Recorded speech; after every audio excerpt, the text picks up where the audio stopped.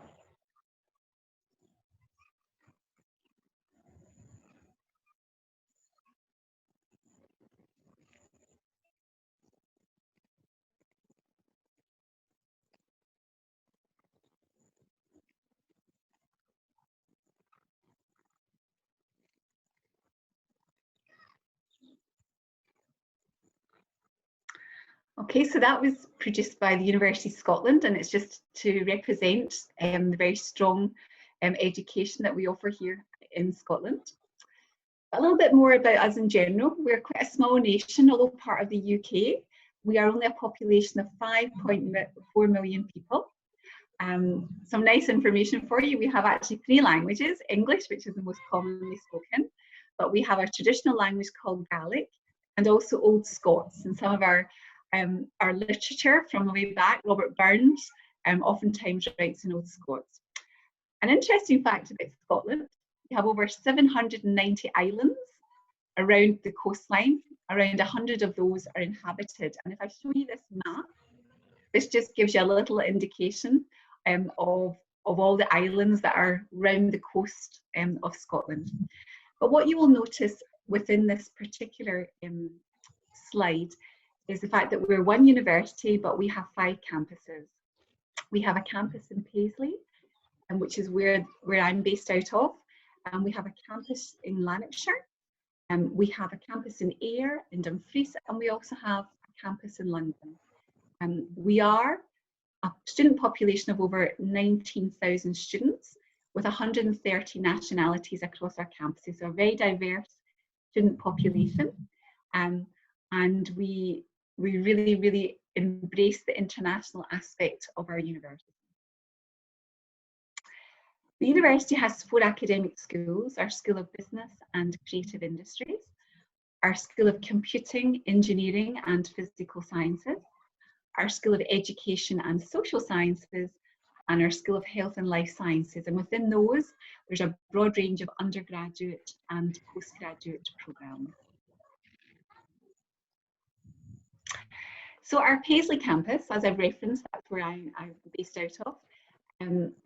10 minutes from Glasgow, Scotland's largest city. It's a multidisciplinary campus, so we offer business, we offer creatives, we offer health and life sciences, computing and engineering. We have state-of-the-art facilities and a full range of student-centred facilities here at the university. Accommodation: we have a student residence on campus, and we have 4, 5 and 6 bedroom flats.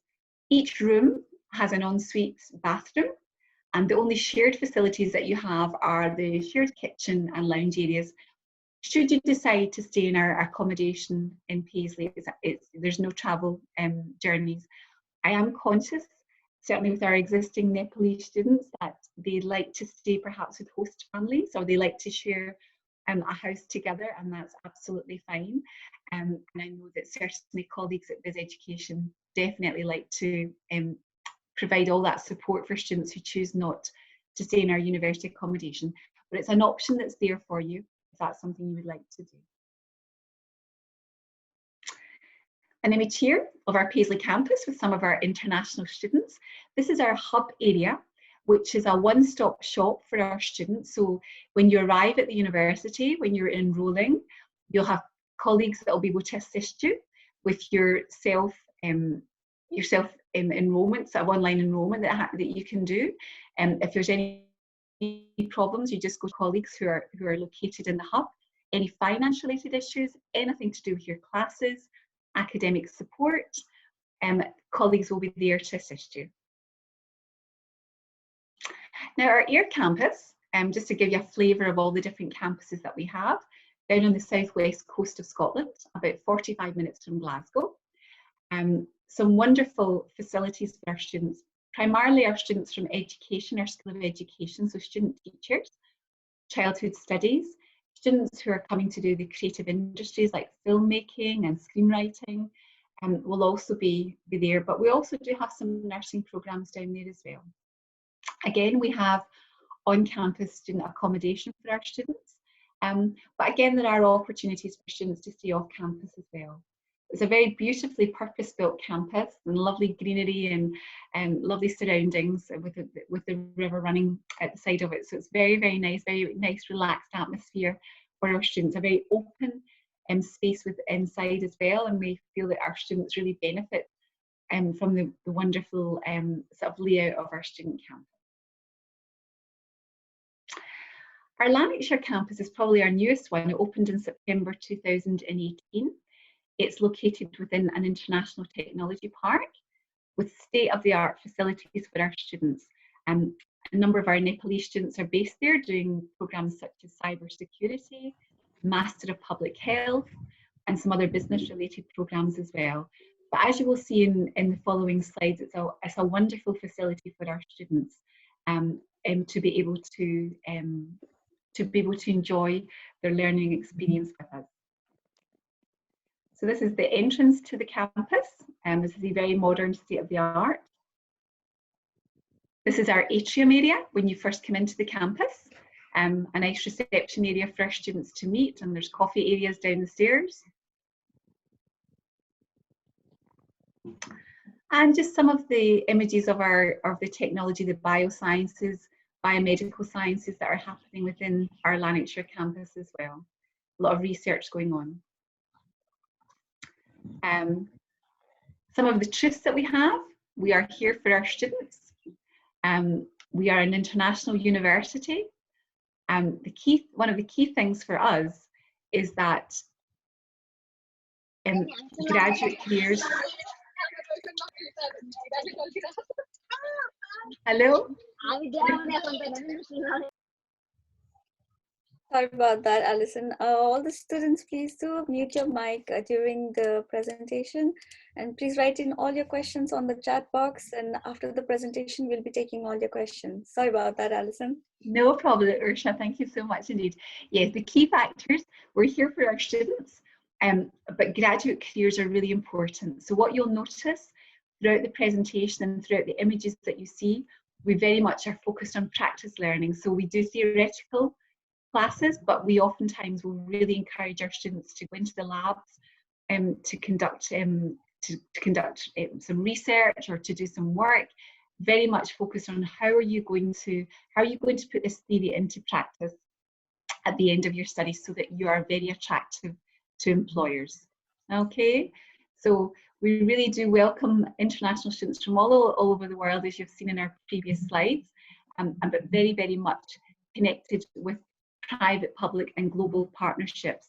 So again, we want to make sure that we have the leading edge of knowledge and technology for our students, so that they can really go out to the workplace at the end of their studies and be very attractive to employers. We call them really ready graduates for employment. Again, just a little bit more on the learning and teaching side of our university. I've already mentioned very student focused, very personalised teaching as well. So our students, for example, are nursing study students. We have quite a large number of nursing study students at the university from Nepal.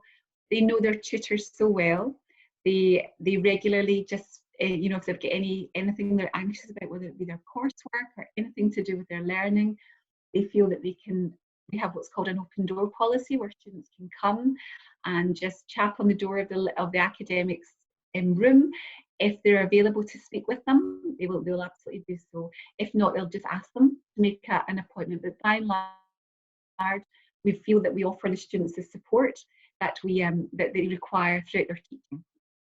And as I've already referenced, definitely underpinned by professionally relevant research. So the research is usually very much called applied research. So it's how it affects the workplace, how it affects modern society, those type of things.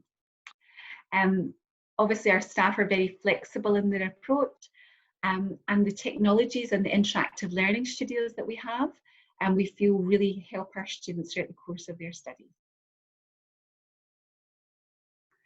A little bit more on the student experience. So in terms of our student support, I've already referenced the hub, where we have online or help available all the time for our students.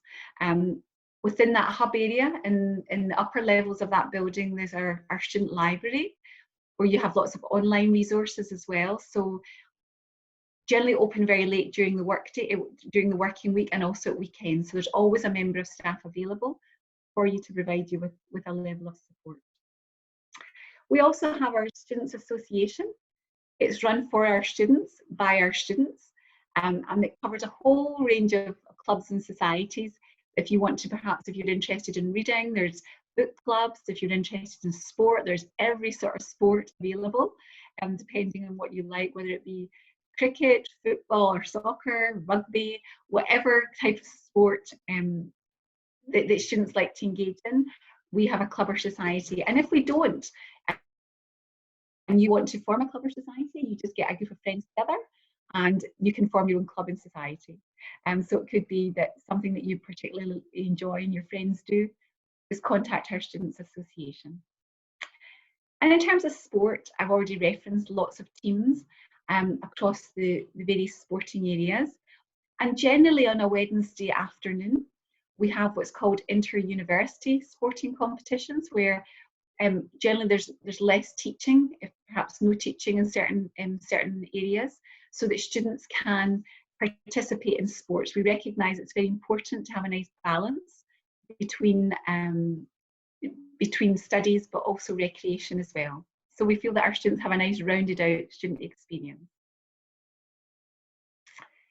Just some images again of how focused we are on graduate jobs and putting things into practice. Some images there. Again, just some sort of social aspects as well of our students coming together, both students from Scotland and international students. And just going on with the personalised learning journeys. So when students come to study at the university, they have what's called my journey or my day, and that really gives our academics an idea of their engagement. I'm going to show you in the next slide what that actually looks like. I've already referenced the hub, but we also recognise that when students come to study with us, they need enhanced support at induction. So we recognise that perhaps if you're coming with your visa, your BRP, we have international student advisors on hand to help you when you first join the university. We have colleagues who will show you around the university so that you have an orientation, recognising it's perhaps your first experience of being out of the country. So please be assured that you will be made very welcome and you'll be supported throughout the course of your student journey. And in terms of what that My Journey, My Day looks like, this is an example of a journey dashboard for our students. What you'll see there is details of your academic lead and your personal tutors. They will look at the classes that you're attending, the engagement that you're having, student profile and performance. So we try to use technology to help our students as much as possible. But also in terms of our campuses, we've talked about the learning spaces. You've already seen examples of our campuses.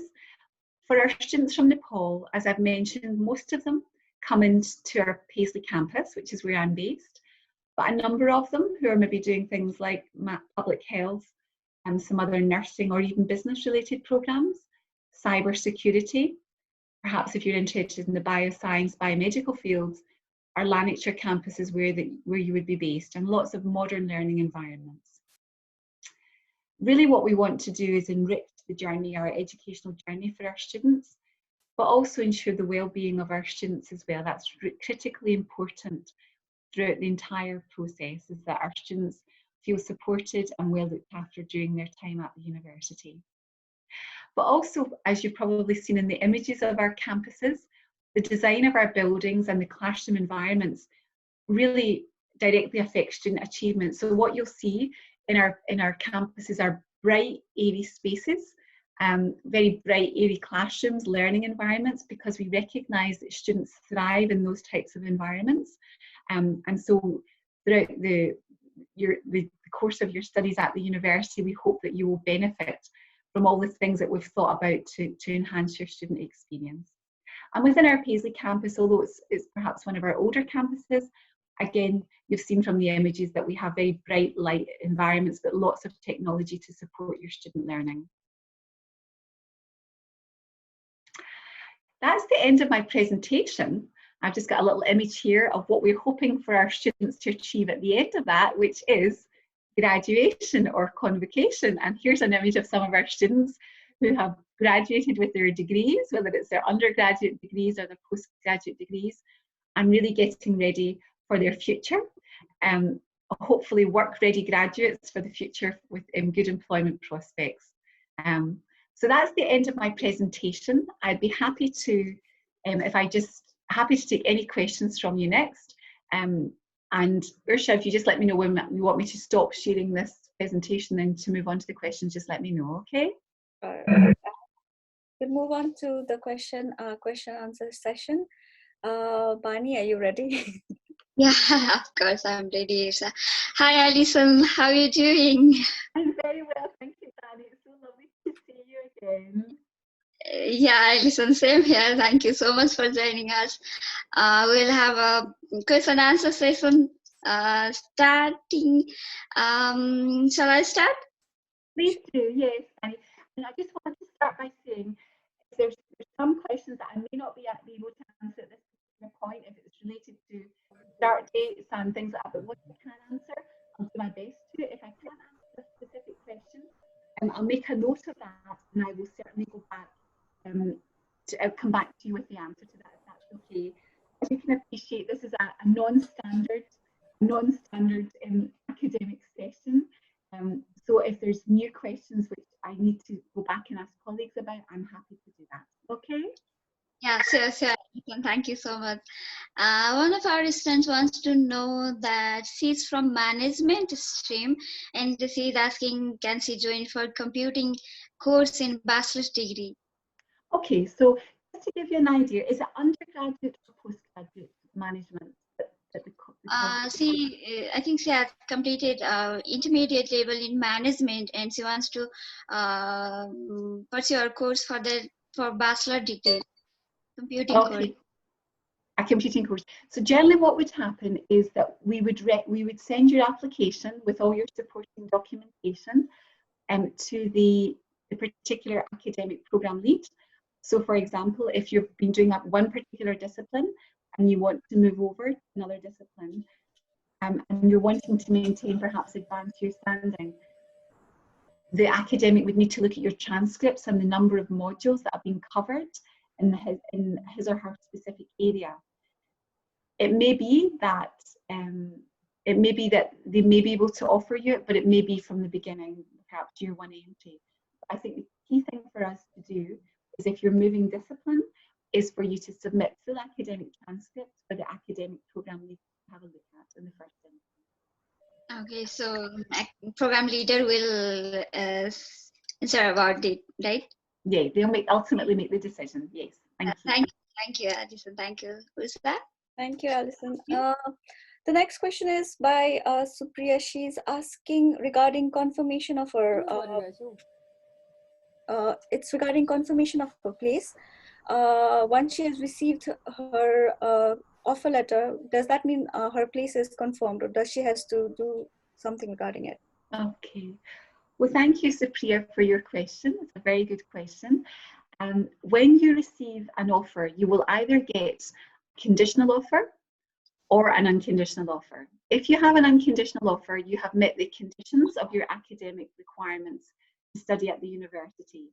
So we have everything in place. We have your statement of purpose, your academic transcript, your degree, your English language requirements, and if required, if we've conducted an interview with you and that's been successful.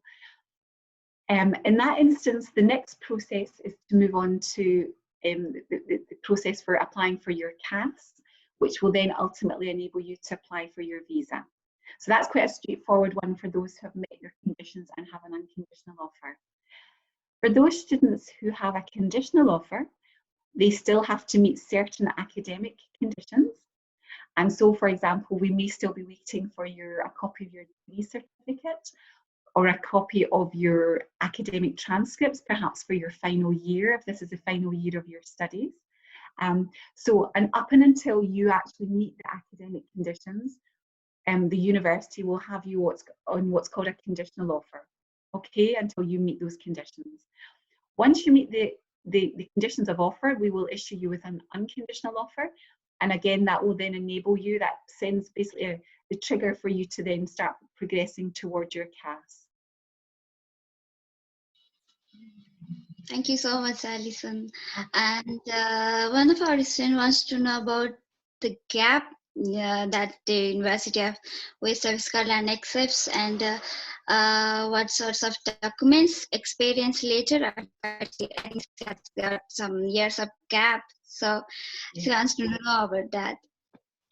Absolutely, and we do recognise that that some students, perhaps probably more commonly some postgraduate students, will have completed their undergraduate studies and perhaps had went away to do some or gain some work experience, and then have chosen to come and study postgraduate study. That's quite a common thing. And as long as the student, when submitting an application, details why they have, what they've been doing in the intervening period, then that's absolutely fine for the academic to then consider that. We recognise a lot of postgraduate students, that's the case. In terms of undergraduate, it's slightly more difficult, and we would look at that on a case-by-case basis. So, for example, if a student has completed their high school and has been away from education for, say, 10 years, we recognise that's quite a long period of time to be away. It could be 1 or 2 years. We have a student at the university at the present moment studying cyber security, and he did his year 12. He then went away to gain, I think, 1 or 2 years work experience. And in his application, he provided a very comprehensive application about what he'd been doing in that intervening period. So that was then sent to the academic programme lead to consider. And so we look at the entire application. The application in its entirety is the critical thing.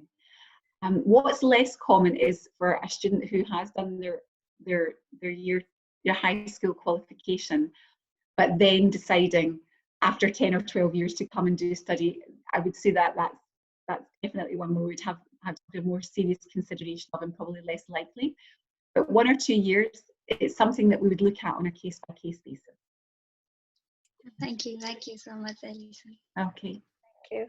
The next question is by Susan. He's asking about masters, some information about masters. It's not specific. Maybe it might be related to entry requirement for masters. Okay, and again, thank you so much for your inquiry. It really depends on the programme that you're wanting to study. And what I would say to you is to work with our counselling staff here at Bizz Education, because they can give you the right guidance. They work with me very closely, and they will give you guidance on the entry criteria for coming to study at the university. If it's a specific programme which requires perhaps some specific background, that again should be detailed on our entry qualifications. And if not, please contact your counsellors, who in turn can contact me, or if you have any direct questions, then we can give you, can put you in contact with the programme leaders. But each master's programme usually has some very standard offers. For example, the Master of Business Administration, the MBA, has a very sort of standard, a degree. You'll then have a programme like Accounting and Finance with ACCA or CIMA accreditation. Those particular programmes will be looking for very specific academic backgrounds, perhaps within the accountancy field. So depending on the programme of study really depends on the entry qualifications. I think he wants to know about MBA, because we have applied offer for MBA course of Susan Manali. You have met him back. Right.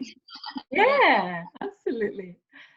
Yeah, so I think he wants to know about MBA course, because Yeah. we have applied for that course for him. So Thank you.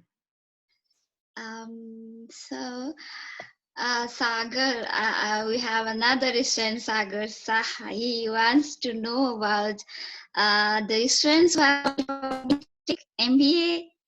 We have applied for MBA course for Sagar Saha as well. I think you have met with him as well. About the main day, due to COVID-19, my processing will be cancelled. So the next steps for the students who applied for main intake, he wants to know about.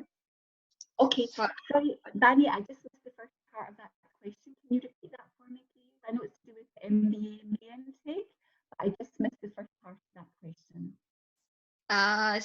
Sagar Sa's questions. he has written this. Well, I got the offer later for UWS in Lanarkshire for May intake, but due to COVID-19, my processing will be cancelled. So, what will be the next steps for the students who apply for May intake? So, what can we do for them now? Okay, it's actually quite a straightforward process. In the sense that we can move the offer over until September, or until as the proposed next intake is at this stage.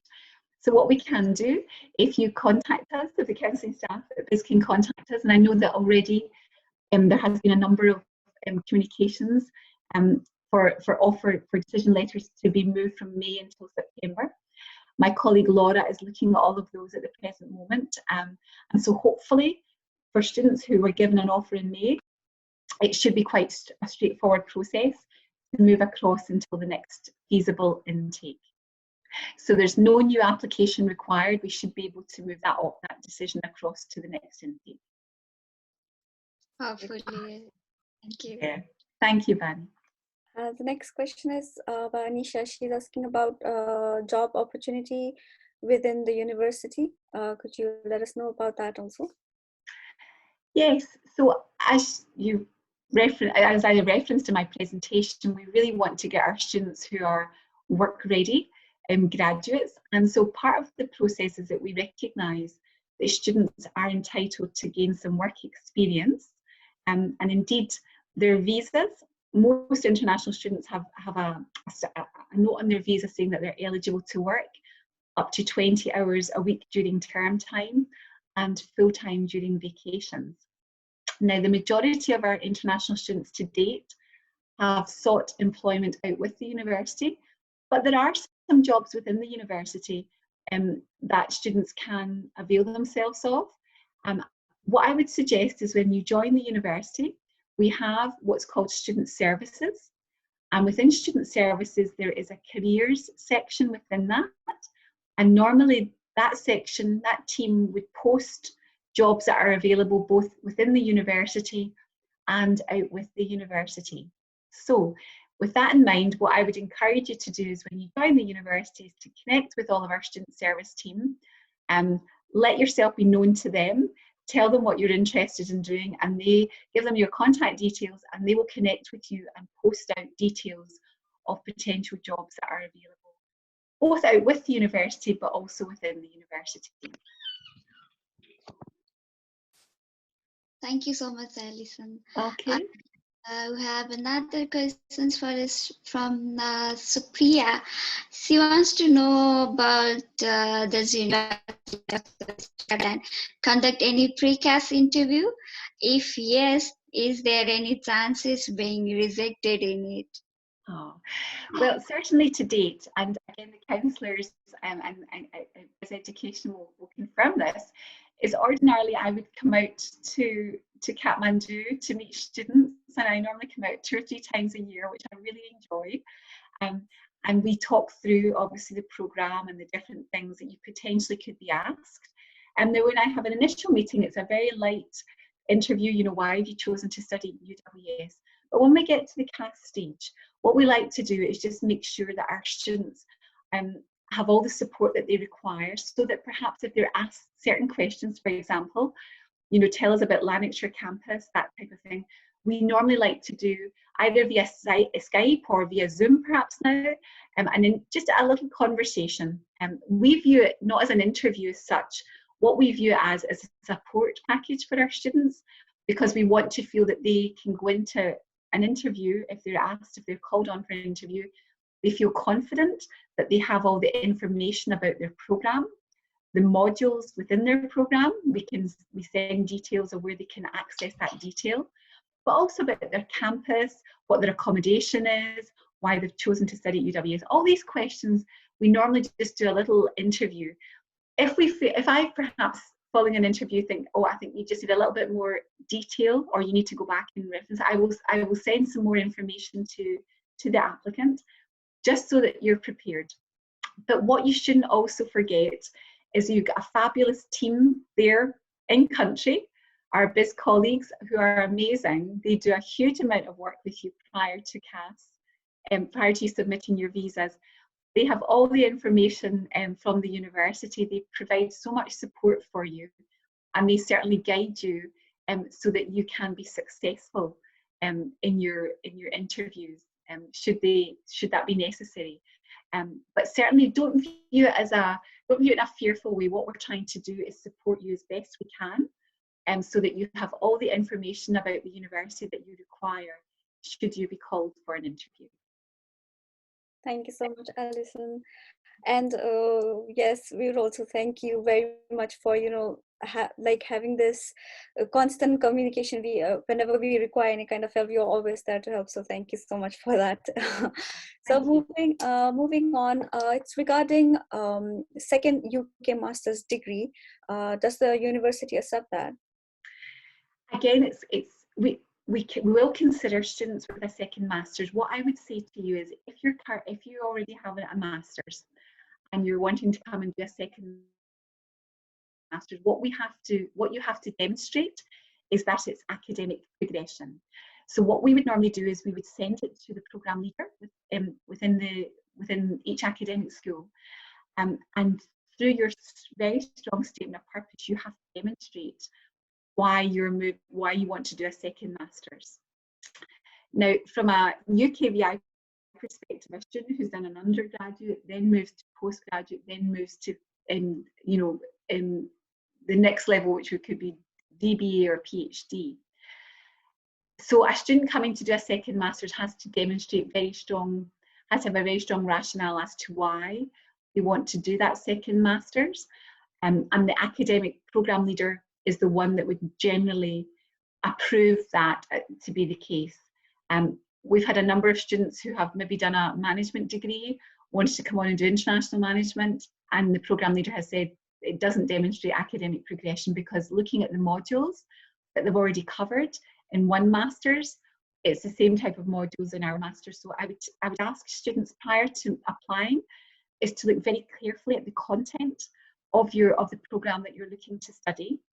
And also, if you are deciding to progress with an application, you have to provide a very strong statement of purpose detailing why you feel it's academic progression.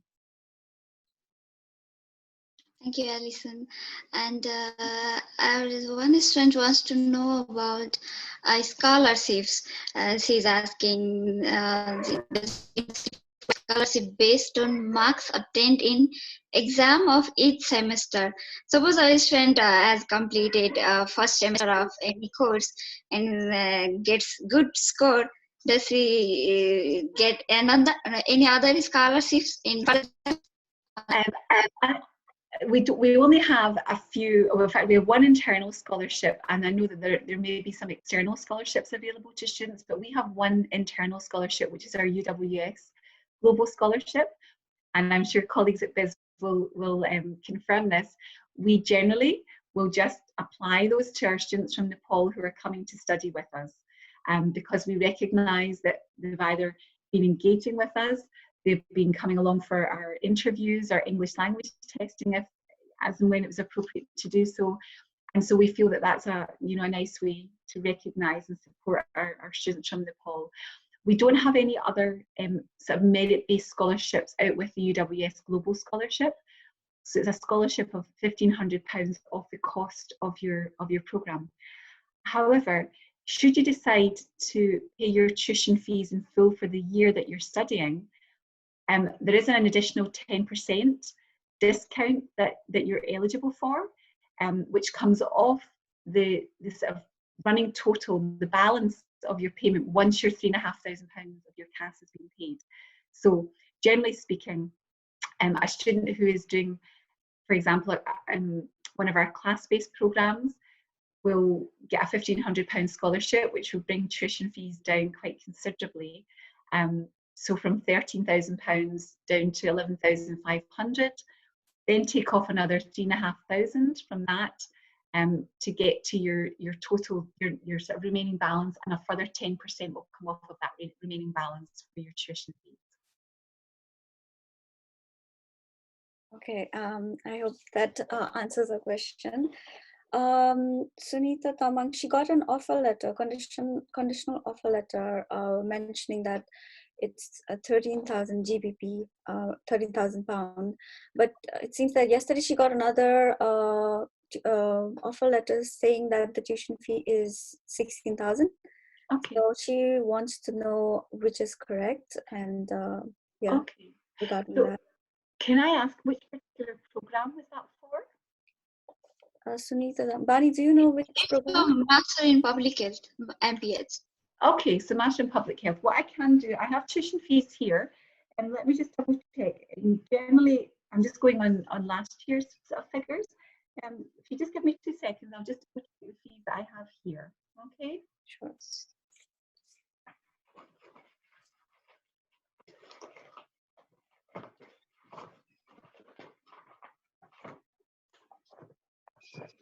Okay. Sorry. Okay. Sorry about that. Just to double check. Okay. If a new offer letter has been issued, it's obviously perhaps to recognise there's maybe been an issue. So the Master of Public Health, this is out with the professional practice. It's just Master of Public Health, and the tuition fees are £16,000 because it's recognised as a lab-based programme. So we would obviously, you know, we could apply the £1,500 scholarship off of that. So on our tuition fees, it's showing us £16,000.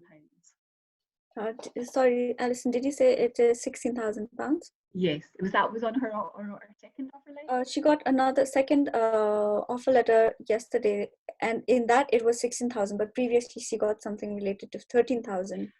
So class-based programs, so programs that don't have any, they don't have any sort of technology being used. For example, business and management are of the lower fee of 13,000. For lab-based programs where you're using a lot of sort of lab equipment and technology, £16,000. And we have quite a sort of straightforward fee structure because that applies to both undergraduate and postgraduate. And then research is at a different level of 19,000. But by and large, class-based programs are 13,000, lab-based programs 16,000, and research is at the higher level again. So I think with the second issuance of the offer letter, it's because there's been an error, a system error that's obviously allocated the wrong tuition fee to the student. Thank you, Alison. Okay. And I have got a student's message privately. She wants to know about NMC registration after top-up. Can you please explain about that? And it's to do with the NMC registration, Bani? Is that what you said? Yeah, NMC registration after nursing course, post-registration nursing course. Okay. So our nursing programs, we're the largest school of nursing in Scotland, and a lot of our programs are what are called pre-registration programs, and also there's programs that are designed for students who are already registered nurses here in Nepal. So for example, we have a large cohort of students on our nursing studies BSc program, and once they complete that, they can come on to do what's called the Masters in Nursing, with a progression and a sort of support and enhanced sort of 8-week program which prepares them as a preparatory course for their NMC registration. I can certainly share details with colleagues. I think perhaps we already have little sort of leaflets that I've sent out. But basically, the NMC registration is in addition to the program. So for example, the Masters in Nursing program offers an 8-week preparatory course, which will then enable you to sort of progress to the NMC progression. In terms of the actual wording of it, if I just pull up the document, it may be quite helpful for you to see the details here. And if not, I can certainly send that information to you if that's perhaps helpful, with details on that particular program itself. Okay, so I'll share after this presentation, Bani, I will share, and Ursha will share the link to the programs that can help students so that they have the information on how to progress after they've completed their studies. Yes. Hi, Alison. Can I add something as well regarding this NMC registration? Please do. Yeah. Hi guys, it's me Harry from Director of Bizz Education. Okay, I like to answer your questions. The nursing program in UWS is the post registration program. Okay, to be a nurse in the UK, you require NMC registration. For that, after completion of degree or in between your degree, you need to pass your IELTS exam. Okay, with 7 no less than 6.5 in writing. Then you need to pass CBT test. And after that passing CBT test, you need to give another exam called OSCE. So once you pass those exams, then only you allowed to register in a nurse in UK. Okay. So this course gonna make you it's the bridge course to make you the pathway to be a nurse in UK. But the major thing is you need to pass IELTS with a band 7, not less than 6.5 in writing. Okay. But after completion of degree, what you're gonna do? You're eligible to go for the MSc nursing program. If you got IELTS 7 and you wanna process further, you can go for that MSc nursing program, and you can complete your master's degree and with registration in UWS as well, because they have pre-registration course of MSc nursing as well. So this is gonna give you the advantage, working in a healthcare sector, getting the right education and process further. Absolutely. Yeah. And what I was wanting to do, if possible, is just, if I could possibly screen share this particular criteria, really what Harry was talking about. Because what we have is an 8-week UK Nursing Competence Development course is the accurate title.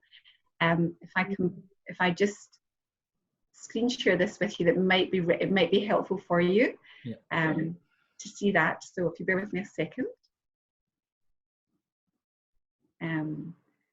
So the MSc nursing program that Harry's referencing, if I can just screen share the details. It's maybe not coming up here. I will certainly send it to you afterwards, but it's an 8-week competence course that helps you in sort of preparing. It's a preparatory course. It's for those wishing to engage in the optional 8-week UK Nursing Competence Development course, with the view of applying for registration with the Nursing and Midwifery Council to practice as a nurse in the UK. As Harry's referenced, you obviously have to meet the IELTS requirement of 7, with 6.5 in writing and 7 in reading, listening and speaking, or the OAT with at least grade B. Okay. Yeah. So that detail I will send onto staff thereafter, after this session, so that you have full information. Okay. But thank you, Harry, for that. That's much appreciated. It's my pleasure, Alicia. Thank you so much. This is regarding offer letter of Navina Pariyar. She's from nursing stream and she had applied for Bachelor in Nursing post-registration, and she's still waiting for her offer letter. So she wants to know how long it's going to take. Okay, I spoke to Laura this morning because I know that colleagues at Bizz had followed up today about a number of students who are waiting on decision letters. So Laura is following those up with our admissions team. There should have been a number of decision letters already sent out. So she's double checking if there's been a slight system error. We've moved to a new system of automatically issuing through a direct offer letter system. So there should have been decision letters going out. So what I'll do is after our session, I'll pull a report just to find out whose decisions are still outstanding, and hopefully we'll get those moved along just at the soonest, okay? So apologies if there's been a delay, but we will endeavour to get those decisions out just at the earliest. Thank you, Alison. And a student wants to know about the visa. What happens to the visa placement period if the student do not get it? Sorry, Bani, can you just repeat the end of that question? Suppose I student have got applied for a Master in Public Health with placement, and what if she doesn't get any placement? What happens? She wants to know about that. Okay, so this is one of the questions that we've already spoken to our senior team about, just to get something in writing. So what I will do is I will go back to the team just to get something in writing, so that I can come back to you with a formal response. I mean, I know that a lot of the placements that they talk about, if we can't get placed in a sort of setting out with the university, there's always other opportunities to do something within the university in terms of some research focused activity as well. I want to get a formal response from our School of Nursing. So if you wouldn't mind, I will come back to you on that particular question, but it's a very good question to ask, and it's one that we've already been asking our School of Nursing about. So thank you for that question. Yeah, listen. Thank you. We have a few questions related to IELTS, questions. I'll just sum it all up for all the IELTS related questions. A few students who don't have IELTS, they're asking if IELTS is compulsory, or is there any kind of other way, you know, like any other English test that they can perform? Yeah, and it's with great sadness, because normally we would come out about this time of the year to come and conduct our UWS English language test, where a member of our English language unit would do a test which we could substitute for IELTS, TOEFL, or all the other English language tests that we would normally accept. Now, I know that colleagues are looking at doing some sort of online provision for that, and I'm engaging with the school at the present moment to see what the how that looks in terms of what's the opportunity for that to happen here in terms of an online provision. It's obviously slightly more complicated because it is online, and normally a test for a student, they would do some they would do their speaking and listening test, which is a short test followed by reading and writing with it on a face-to-face basis. But obviously, I'm engaging with our English language unit on that to see what that could look like. And so I will keep colleagues at Bizz updated on that. So for those students who haven't been able to get IELTS, and I realise that that's obviously quite a challenge at this time because of the closure of offices and things. Fortunately, we managed to do a little bit of testing in the month of March when we were out, the beginning of March, before lockdown happened. So that was nice. We obviously have a number of students who have had their English language test results. However, I am engaging with the English language unit and will get back to you just to see if there's anything else that we can do to assist. Thank you, Alison. Student wants to know about BSc Health Studies course.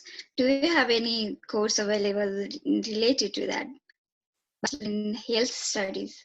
Yeah, so within our school within our programs within sort of health area, the most popular programs that we have are obviously our nursing studies.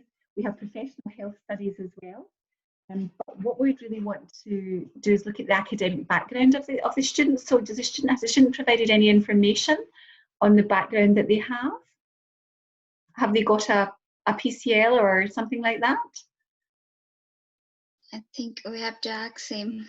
Okay, so on our website there's details of all of our health related programs that we have, and certainly we could share that information, and students could look at the entry criteria and the general sort of subject area that we have available. Okay. Thank you so much, Alison. Thank you. There's one question related to accounting student. Does the university have any kind of link with professional bodies like CIMA, ACCA for accounting students? Yes, can I ask, is this undergraduate or postgraduate? Bani, do you know RIA? Sorry, can you repeat that for me? I was asking Bani, sorry. Yeah, if you know RIA. I think it's the undergraduate one, Alison. Yeah, it's okay. So we have a BA accounting program at undergraduate level, and again it provides a number of exemptions from some of the accountancy body papers that are required for students to get sort of chartered status. So again, on our website there's details of the number of papers. I think it might be 7 of the papers that they may be exempt, provided they do the full programme of study. So what I can do, I can send a link to the BA accounting programme and the details of the exemptions that could be that students could obtain upon completion of that full undergraduate degree programme. As I referenced previously, we have programmes with ACC accreditation and CIMA accreditation at master's level, and so it's one of our strong areas, both in terms of our connections with industry, because we recognise the importance of having those strong connections with the accountancy bodies, but also in terms of the research that we do at the university. Our school within the School of Business and Creatives, our accountancy section have a very, very strong research record as well. I think, Bani, will take 2 more questions. And we really apologize if we cannot take in all the questions, although Alison, there are lots of questions here. But looking at the time, we'll take 2 more questions, Bani. And we'll try to, other questions, we'll try to answer them directly through messages, or you can call us too. So Bani, which question do you like to take? Yes, Menu. I think I'll get one questions from Menu Guru. She wants to know about LACE score. She has got LACE score in last English test in. So what are the possibilities to apply by that score? She wants to know. And what did Minu obtain in her last? Was it her UWS English language test? Yeah, exactly. Okay, yeah, because the name is very familiar to me. What was her overall? What was her overall score, Bani? I think it's 5.5 overall, and she has got LACE score in writing. And less in writing. Okay. So normally for entry, standard entry for standard programs, I'm not talking about sort of nursing and some of and sort of research level, but for standard entry, you're looking at an IELTS score of 6 overall and no less than 5.5. I think part of this question for Minu would come back. I do know Minu. Her and her colleague Minu had the slides, her lovely pink slides in her hair when she came to the office. You remember? I remember. I know. I understand that. And basically, I will speak to our English language unit to see what the possibility is of doing any potential follow-up. Other than that, we only have our English language provision, online provision, which is pre-sessional English, which is slightly different. So Minu, if you wouldn't mind, I will go back to the English language unit to see what conversations I can have about the feasibility of having some other online provision for you, okay? Thank you so much, Alison. There's an interesting question, and I think that'll be our final question for today. It's by Sugam. He's asking if there is any opportunity for international students to learn Gaelic and Old Scots. It's a very good question. Thank you for paying attention to our slides. Yes, so within Scotland, we reference the fact that English is obviously the most widely spoken. But in the islands, I referenced how many islands we have around the coast of Scotland. And traditionally, Gaelic, and in Ireland it's called Gaelic, Irish Gaelic and Scots Gaelic, are very old languages. And there are some schools, so for example in Glasgow, we have the Glasgow School and the Gaelic Glasgow School. And there are some opportunities to learn a little bit of Gaelic, but also Old Scots.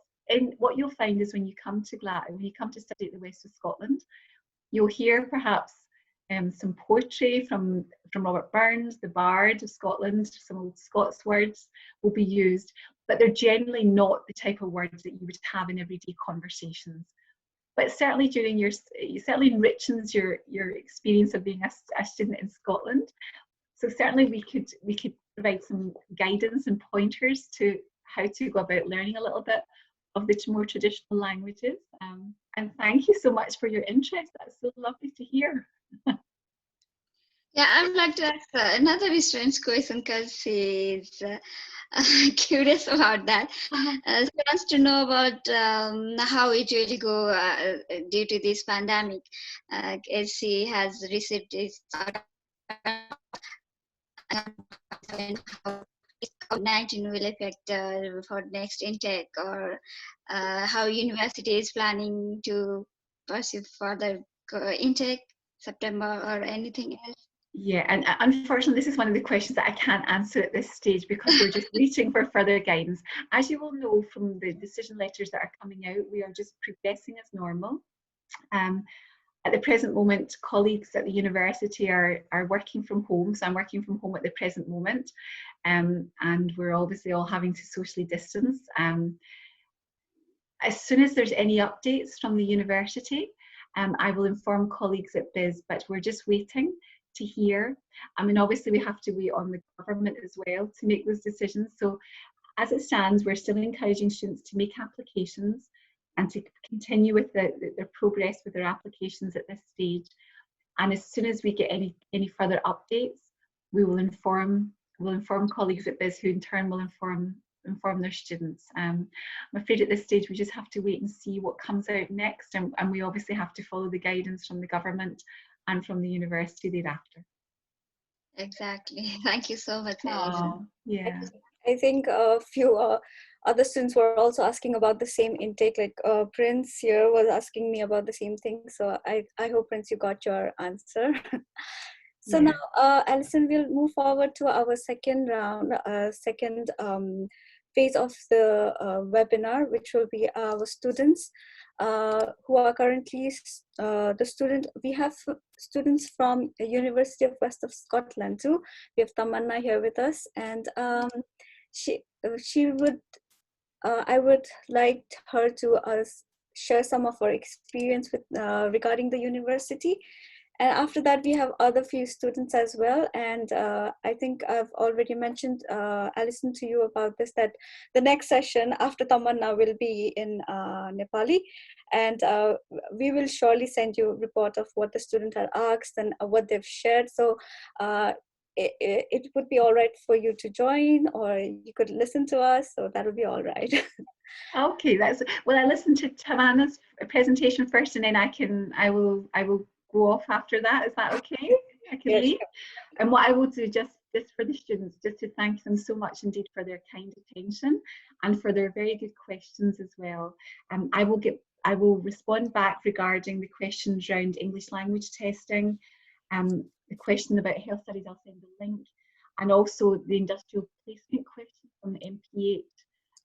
Please, I'll certainly get back to colleagues at Bizz Education, and they in turn can share with the students. So students, thank you again, and applicants, thank you again for your attendance and your patience as well. It's much appreciated.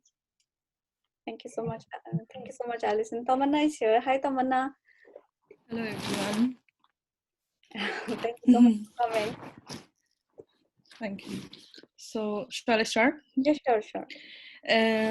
So, hello, everyone. This is me, Tamanna, and I'm currently studying BSc Nursing Studies in University of the West of Scotland, as I'm staying also nearby. So my uni is right, like 5 minutes walk. So even during this pandemic situation, like I can see my university.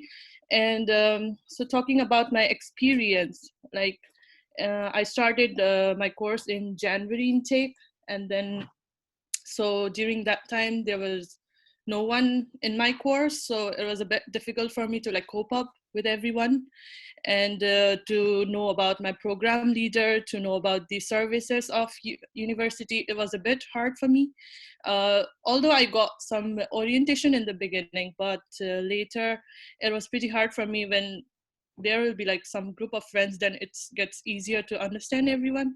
So then slowly like I cope up with every people. I met my program leader, so he's very outstanding. He's very supportive, like in not only in academics, he is very supportive in other works and tasks as well. So also in the September intake, there were lots of groups who came from Nepal, so it was a bit easier for them, I guess, because I helped them to get oriented to the university. Also the services of university, as Alison said, like it's the same as she said. Only the thing is, the more you use it, it gets easier to every people. Like yeah, there's library services. Not only library services, there is like electronic library services. So even though we are working from home right now, so we can access through our electronic libraries and do our assignments and all. So everything, it's like easily accessible. So yeah, that's the thing about university. And talking about my course, it is BSc Nursing Studies, and currently I'm doing my honors. I completed my first year. So After completing my first year, I was a bit confused, like to go to master's or to stay in the honors. But when I met a lot of people. I met Alison, I met my program leader, the program leader of Masters in Nursing, everyone, because like I was so curious. When I met, then I decided to do honors, because as education in Nepal and UK, it's like totally different. In UK, it's all research based. So that's the thing. So directly jumping in the masters, it was a bit hard for me. So I decided to do honors, which will be a base for me to do masters, because in masters, it's a huge program, like the dissertation and all, it's a huge. So that's the thing, I chose honors. And now currently I'm doing my honors. I completed my first term, so the second term is remaining. Hopefully after this pandemic situation, I can get back to my studies, Thank you, that's it. I'd like to ask you one question regarding, help from, like, see, Alison is looking after every student like her child in Scotland, okay? Because like sometimes I forget, like when his student is coming, but Alison knows when they're coming, exact time. And she just rang me 15 minutes earlier saying, hi, this person is coming. Do you know that one? Okay. So how do you find, Alison in a University of West of Scotland? Alison, so not only me, like every one of my friends will be like sure about this. Like Alison is very friendly. She's always cheerful and happy to support you. Even though we have not booked an appointment or anything, like we can just go to the international office and we can just meet her. So she's very warm, she's very helpful, very supportive. So when I had a confusion about doing honors and masters, she helped me in that as well. So thank you very much, Alison. Thank you for your kind words. I have to say, our students from Nepal, they are all, when the International Centre colleagues, when they come into our office, everybody is so delighted to see them, from our director, all, to our coordinators, to everyone, because I have to say, one of the lovely features about our students from Nepal, you're all so wonderfully gracious and happy, and so for us, we're always delighted when you come to go to the university, but also just to come and say hello. It's just such a lovely thing, a part of our day. So if we can help you in any way that we can, please, the encouragement is just to reach out to us, and we'll do everything that we can to assist as much as possible. But it's absolutely delightful to have you, Tamanna, and I know that I speak for the programme leaders, and when I say that as well, it's just wonderful to have you studying at the university. Yeah, see, my conversation is not gonna end without mentioning Brian, Allen's, and the nursing course leader. I just forget her name, but says, because what happened, when we start doing research about Nepal, we only focus the nursing degree, because there is there's a lots of the nurses they want to pursue their further studies, but they are just stuck somewhere. So we just pick those courses and bring here, and I can see progress on my students as well. See, when I have been last time meet with the program leader of nursing and undergraduate and postgraduate, and they are fighting to taking Tamanna, whether she's gonna go for masters or UG. So that's the vibe in UWS, for the nursing students. And even now, our recent nurses, September, January, they are doing good over there. See, there are some ups and downs, because the thing, we have a different education system in Kathmandu, okay, different in Scotland, okay. So it's really hard to cope this one, but we need to always contact with the previous student and university academics, okay. You always need to focus about your study, at least for 6 months, because that 6 months gonna give you the idea of the new place, okay. And see, the team of the UWS, I always say, that's the best team in supporting section. There you can't find anyone. You can ring Alison anytime. Now every girls from Scotland, they just ask me and they just say to me, what happened? I said, I just speak with the Alison and she said this. I said, okay, you got the good version over there, isn't it? Whatever problem they discuss with Alison, whatever course related problem, they talk to the Brian, the course leader, and he's really helpful as well towards all the students. And it's another home for Nepalese student. The university is like a home for every student. Even like they concern about like their work reference and so many things, and they're always like, you know, helpful. And I'll always thank for the UWS for providing all this support and all this, you know, guidance to my students. Thank you, Harry. That's so lovely. Thank you. Thank you so much. Thank you, Tamanna. Thank you, Alison. Thank you, Hari sir. It's lovely to connect with you, Tamanna. Lovely to see you.